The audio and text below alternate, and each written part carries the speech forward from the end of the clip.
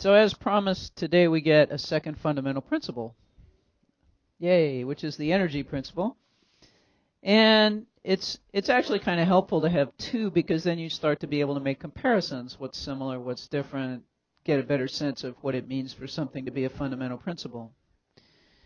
You actually know a lot about energy from everyday life and everyday discussions, and most of your intuitions and most of what you know is actually correct, which is nice. So you have a sense that if you go out and jog a mile, you burn chemical energy stored in your body, and if you throw a baseball, it gains energy, and you expend energy to do that. So you have a sense of energy flows in the world, and we're going to make that excuse me, precise. So the basic form of the energy principle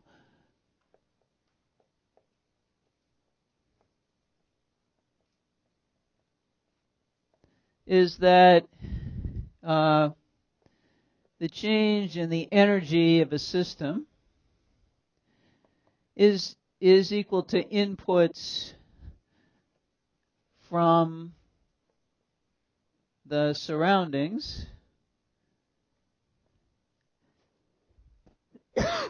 excuse me, and we'll make that more precise. As in when we were talking only about momentum, we can choose our system to include anything we want, and once we do that, everything else is the surroundings. And because the energy of a system can increase or decrease, then it must be the case that inputs from the surroundings can be, probably should write that in the other order, can be positive or negative. And of course we're going to want to make this precise and actually be able to calculate things. In this chapter we start also using a shorthand notation, which has been mentioned in the book, but haven't.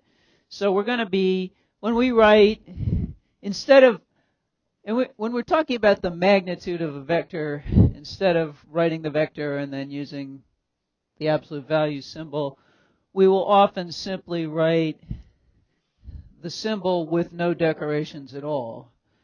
And that means magnitude, but it relies on you realizing that momentum is a vector, and so if I meant the vector, I would actually write the vector symbol. And so, in particular, the magnitude of velocity, which is speed, we will often write as just a lowercase v. So this is just a shorthand notation. It will be relevant to remember that these things are vectors, but a lot of the time we'll be talking about magnitudes, and when we do, we'll usually write it this way. Okay, so we're going to start talking about the simplest possible system, again, which is a single particle. So a single particle.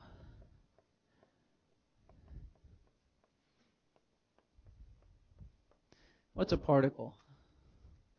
Well, of course, there are things that we call elementary particles, like electrons or protons. But when we talk about a particle in physics, more generally, we're talking about some object that doesn't have any internal structure. So it can't get hot, and it can't flop around and whatnot. So although maybe an electron is one of the few things that really truly is a particle, we'll often treat larger objects as if they were particles as by ignoring the inside of them. So as long as something doesn't get hot or doesn't start deforming or something, we may be treating it as a single particle. We're not going to only talk about single particles. We'll talk about multi-particle systems that things energy can go inside. But for right now, the simplest system is a single particle. And Albert Einstein, as usual, gave us the equation that defines the energy of a particle. And the energy of a particle, when we say the energy of a particle, we mean its total energy. All the energy of a particle can have is equal to gamma mc squared. Gamma is our old friend. 1 over the square root of 1 minus. So here's where this shorthand kicks in. I'm just going to write v over c squared, where v is the magnitude of the velocity. C is, of course, the speed of light. 3 times 10 to the 8th meters per second. And that's the total energy of a particle, no matter how fast it's moving or if it's not moving at all. The units of energy are joules, so we'll write joule. And what's a joule? A joule is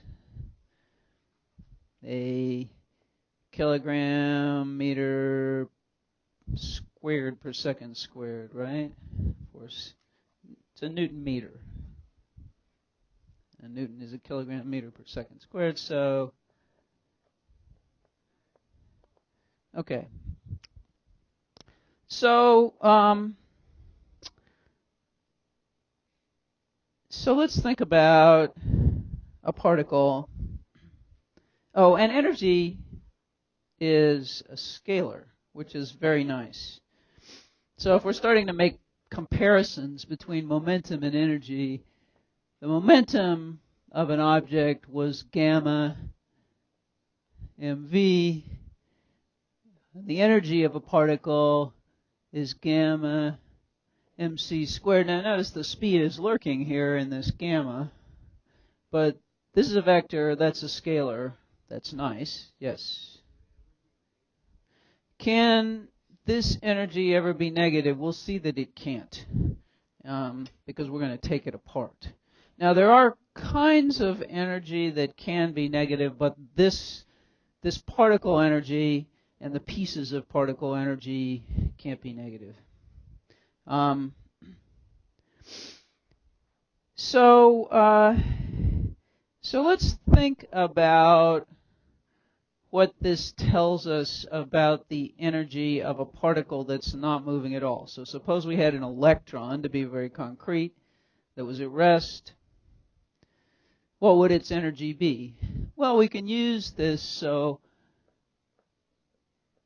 particle at rest, the energy of the particle would be 1 over the square root of 1 minus the quantity v over c squared, the mass of the particle times c squared. And because its speed is 0, this quantity is 0, so we have 1 minus 0 in the denominator, so we have 1 over 1, and so at rest, it just comes, when the particle's at rest, the value of its energy just comes out to be mc squared. So this is the famous E equals mc squared equation, but really what it is, it's the energy of a particle that's not in motion. So we call it the rest energy. And so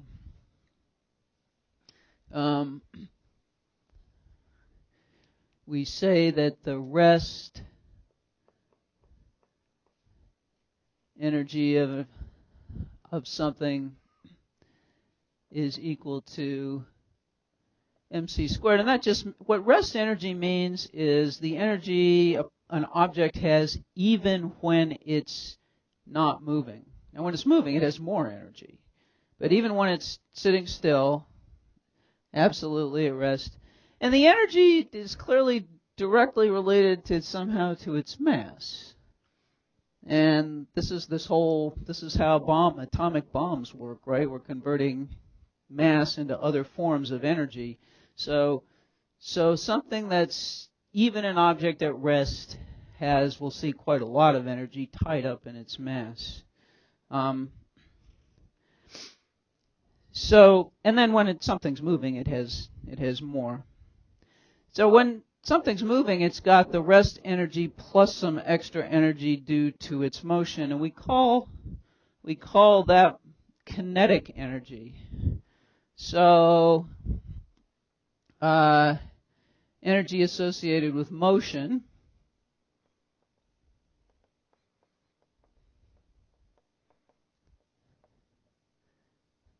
called kinetic energy. We, not very surprisingly, we tend to use the symbol K to represent kinetic energy. And if a particle has more energy when it's moving than it has when it's at rest, then it must be the case that we could calculate the kinetic energy by just taking its total energy and subtracting its rest energy, and whatever's left over is its kinetic energy. So we could find the kinetic energy of an object by saying K, the kinetic energy, is the total energy of a particle minus its rest energy, that the energy that it would have when it's not moving. And so this is basically a definition of kinetic energy. The energy a particle has in addition to its rest energy, its existence energy, if you like, the extra energy it has when it's moving. So let's actually just apply this. Let's make this very concrete by just using it. So let's just calculate a few things. So let's write our equations here in a sort of more organized form. We have the total energy of a particle is gamma mc squared, and we know gamma.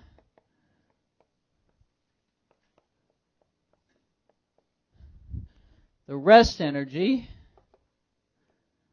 is mc squared, and the kinetic energy is the total, what's left over, the total energy, so it's the E of the particle minus mc squared, okay? So we're going to work some things out for an electron that's moving at a pretty high speed, pretty close to the speed of light. So the first thing we have to calculate is, what's the rest energy of this electron?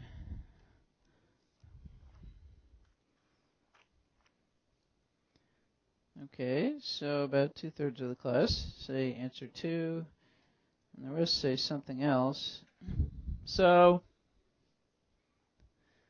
let's look at definitions here. The rest energy is the energy something has even when it's not moving. So the rest energy is mc squared. So that's the mass of the electron, which is 9 times 10 to the negative 31 kilograms, times the speed of light, 10 to the 8th meters per second, quantity squared. And that does indeed come out to 8.1 times 10 to the negative 14 joules. So that's just the definition, right? It's the energy something has even when it's not moving. Questions about this? Yes. Because we're going to go on. But also, to remind you that, so the question is, if the object is at rest, why did you give the speed? To remind you that everything has rest energy. Whether it's moving or not, it has rest energy. That's the energy it would have if it weren't moving, but then it has some extra energy when it's moving. So even if it's moving, it has rest energy. Okay. Now the next question is, what is the total energy of this moving electron?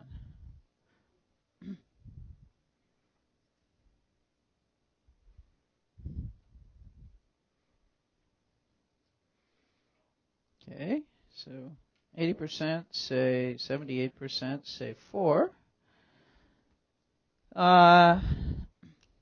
So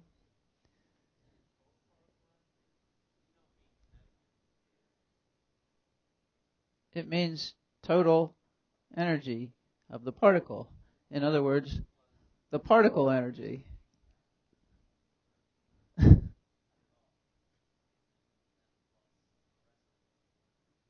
Well, it is the kinetic energy plus the rest energy, isn't it? Because it looks like we can rewrite this equation as the particle energy is equal to the kinetic energy plus mc squared, can't we? But right now, we don't have a way to get that separately. So we know how to calculate the particle energy. We know how to calculate the rest energy. We already calculated the rest energy, didn't we? So all we need to do, it's gamma, so the total energy of the particle is gamma mc squared. We already calculated mc squared, so we need gamma.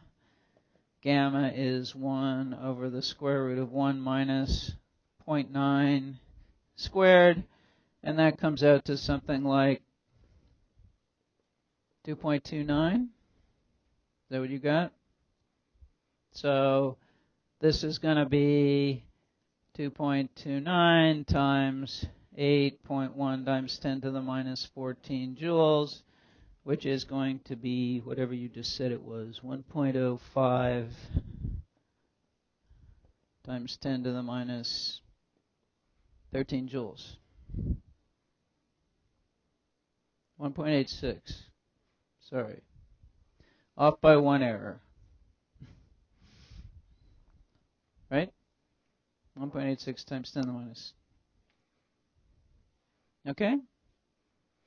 So what's the thing that's left to calculate? Kinetic energy. So let's calculate the kinetic energy.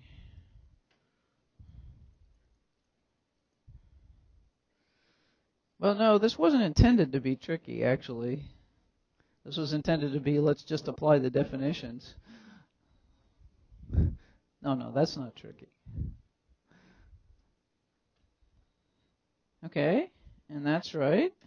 And to get that, all you did is subtract the rest energy from the particle energy, right?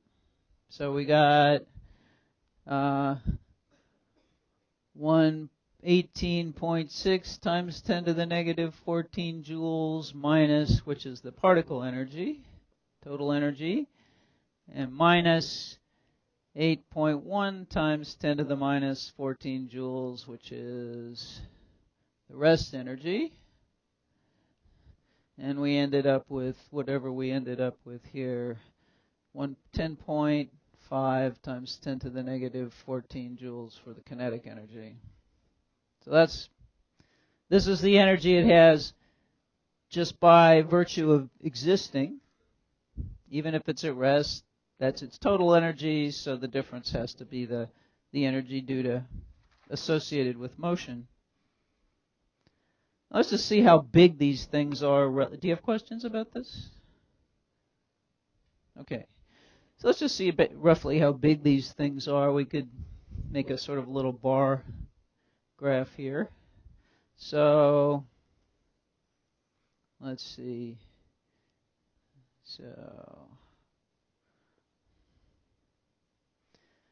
So if that's 20 times 10 to the negative 14 joules, and that's 10 times 10 to the negative 14 joules.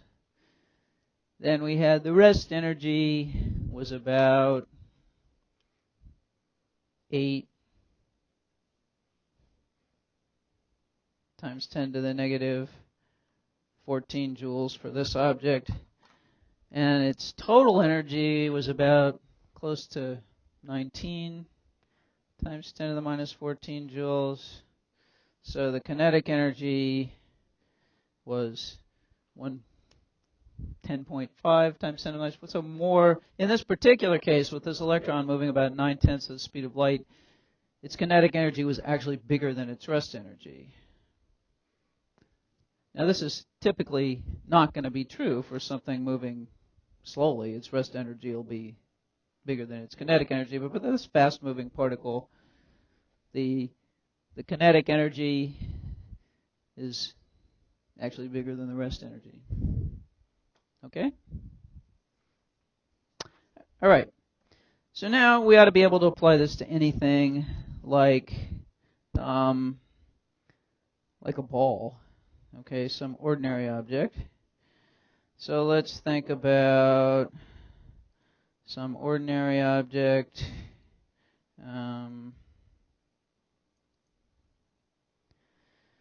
So here's well, I'm not going to ask you to do this one, but here's a ball. We'll do it together. Traveling at a velocity of 0, -3, 4 meters per second. We want to figure out its kinetic energy, and we have equations for doing this. So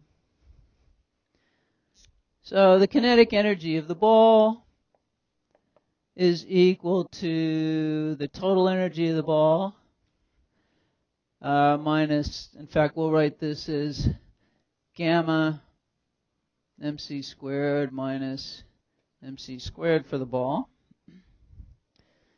And so what's mc squared? What's the rest energy of this ball?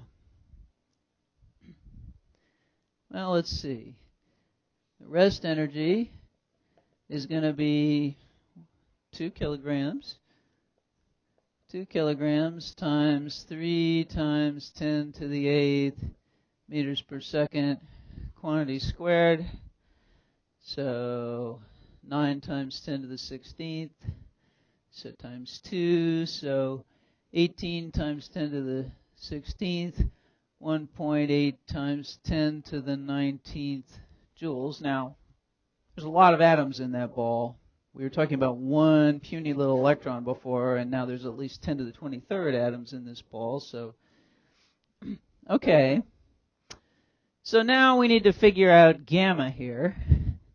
So gamma is going to be equal to 1 over the square root of 1 minus V over C. So this is 3 times 10 to the 8th. And what's the speed of the ball? What number did I put there? 5? What? Oh, I'm sorry. You need the. It's got a mass of 2 kilograms, and it's going at a speed of 0, velocity of 0, -3.4 meters per second. So what do we put here? 5. We square this. What's the speed? Yep. It's a scalar. That's why we're doing this. Okay, so this number is approximately, well, 5 and 3 are roughly the same number, so it's about 1 times 10 to the minus 8th squared, which is 1 times 10 to the minus 16th, so 1 minus 10 to the minus 16th. It's just not going to work to do it this way, is it? We know the ball has some kinetic energy, but in fact, this is coming out awfully close to 1, and so we're going to get 1 times mc squared minus mc squared, which is going to be 0, and that can't possibly be right. So we have to think of a better way to calculate this difference. And the reason it's a problem is the rest energy of the ball is so big compared to its kinetic energy that we were trying to get a difference between two small numbers. So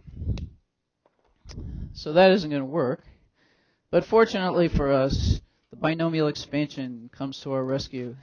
So what we want to do is if we express this as a sum of a series and then just take the first few terms, we'll see that we actually can get a much better expression for kinetic energy for something that's moving very slowly compared to the speed of light. So let's do it. So here's what we're going to do. What we want to do is express gamma, really. Since we have gamma mc squared minus mc squared. We need to express gamma. We use the binomial expansion for gamma.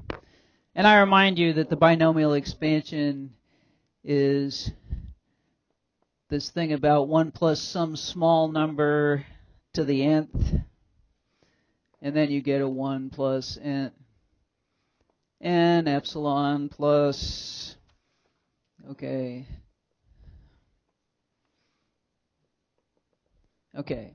so if we write gamma this way, so we write it as 1 minus v over c squared to the minus 1/2.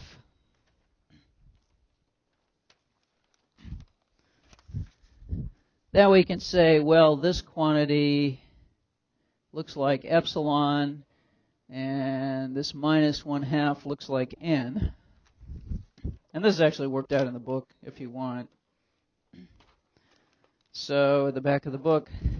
So what we're going to get is 1 plus the half times v over c squared plus 3/8 times v over c to the 4th plus a bunch of other terms.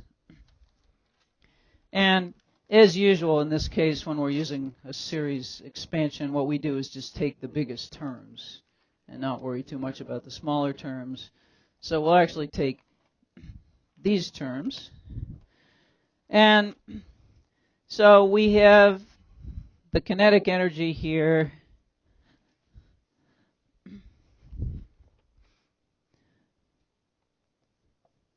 is gamma mc squared minus mc squared, and that's equal to 1 plus a half times v over c quantity squared, and we'll kind of stop there. So that's approximately equal, times mc squared minus mc squared, and if we work this out, we get mc squared plus mc squared times a half v over c squared minus mc squared. And those two terms cancel. And what we're left with is probably familiar. Where did that go? So what we actually end up with here is the c squareds cancel. So we've got a c squared down here and a c squared here. And so we have a half mv squared as an approximate expression for the kinetic energy, which we can use when things aren't moving very fast.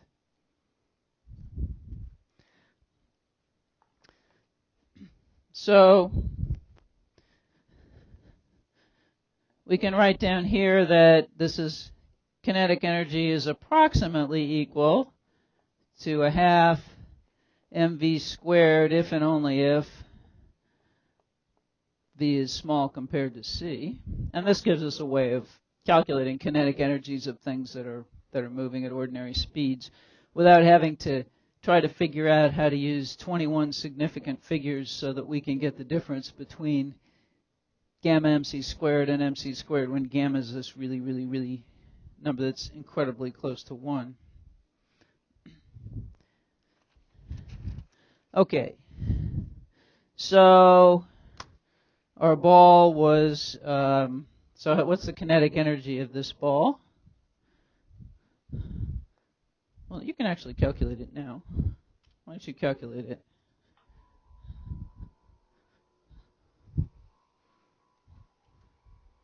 So what's the kinetic energy of this ball? 2 kilogram ball, traveling at that velocity. What's its kinetic energy?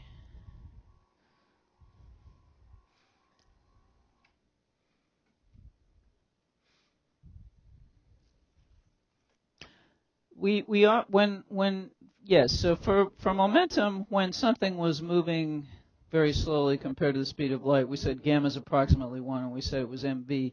Here we really are in a bind if we don't. Here we're not really making that approximation. Here we're saying we're actually interested in the difference between gamma and 1 here, when gamma is very close to 1. And so what we have to do is actually expand that out to find the terms that are going to be big enough to keep. So instead of just saying, if we approximate gamma as 1, we end up with 0 kinetic energy, and that's a problem. So we can't do that here. Okay, looks like 4, which is 25 joules, which is right. So you used this approximate formula, got the kinetic energy of the ball. And it's a scalar. All right. So we can calculate rest energies. We can calculate total energy. We can calculate kinetic energy either by subtracting mc squared from gamma mc squared if something's moving fast, or by using our approximate expression. So if it's moving slowly, in any case, it's certainly true that the particle energy can be expressed as the rest energy plus the kinetic energy. So it's always true that E is equal to kinetic energy plus rest energy.